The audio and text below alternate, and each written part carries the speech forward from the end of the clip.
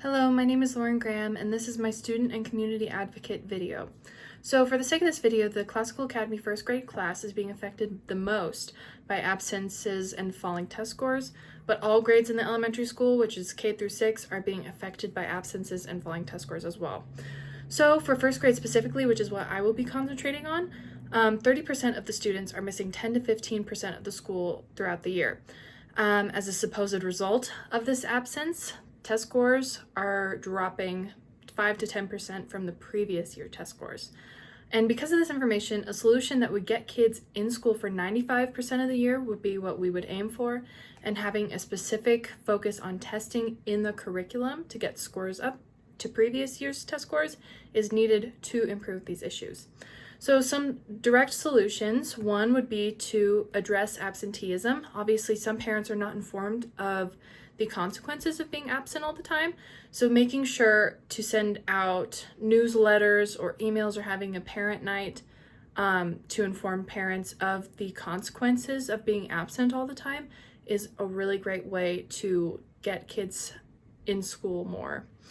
Another way to combat this is to find a contributing issue. So something like homelessness or lack of transportation, and connecting families with resources for whatever issues found is a great way to combat that as well, because you're solving that issue, which also solves absenteeism. And then once absenteeism is solved, test scores are still dropping and some students might be behind. So to combat the test scores, you would need to approach it on a class-by-class basis. Of course, every student is different, their circumstances are different, but overall, lessen the stress for testing and build emotional regulation and setting clear expectations for learning are great ways to de-stress that whole situation for those students, which would in turn help them test better. Of course, they need to learn the information, but those are ways to get the information across in testing.